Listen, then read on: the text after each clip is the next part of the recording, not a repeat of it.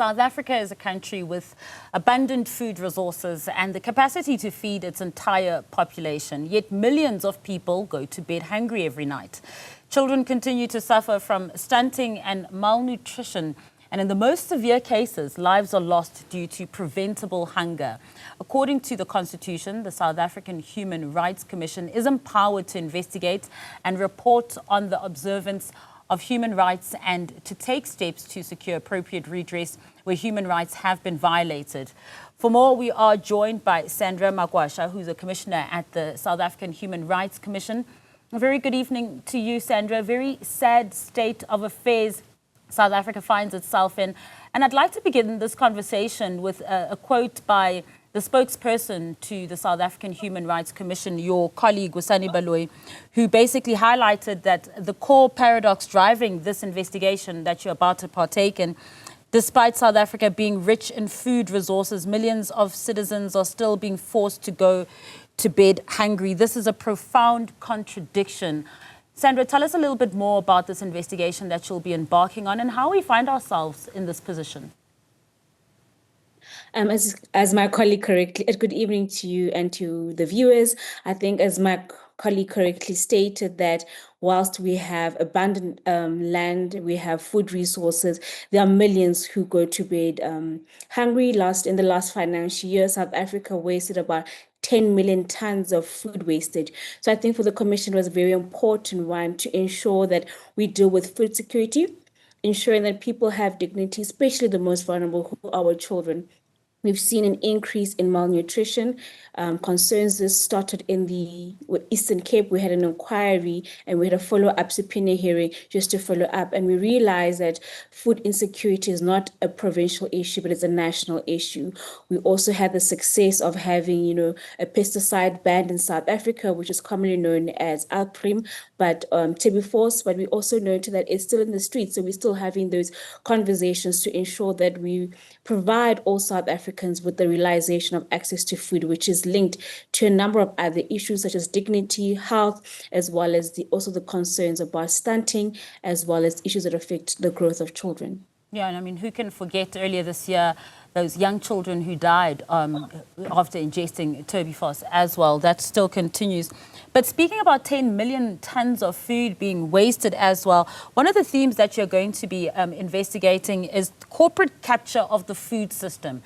If you could unpack this theme for us.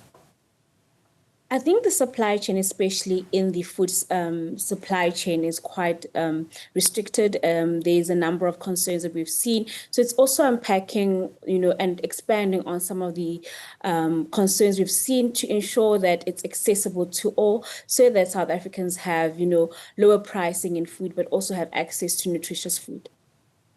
So in your investigation as well, will the South African Human Rights Commission be, for lack of a better way of putting it more bluntly, going after these corporates? We will be making recommendations under the theme of business and human rights, but also understanding what role businesses play in malnutrition, but also providing recommendations to government and following up in the private sector, and also then seeing where do we go? Do we need to litigate? Do we need to have policy reform or legislative reform? Yeah, and Sandra, one can't help but think about South Africa's dark past as well when we think about colonialism and apartheid. The crisis of historical justice, one of the themes in this investigation as well. How does that play a role in the food crisis we find ourselves in today?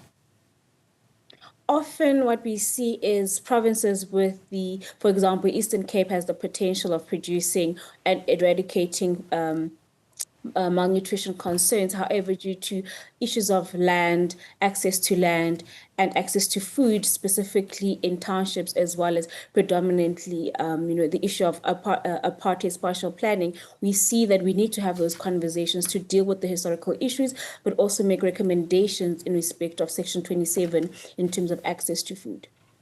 And will these recommendations have teeth? Because following this investigation, of course, it will be thorough, it will be meaty, it will have all the facts that it needs to have. But then it comes down to the nuts and bolts of implementing the recommendations by the South African Human Rights Commission. How confident are you that these recommendations will be implemented?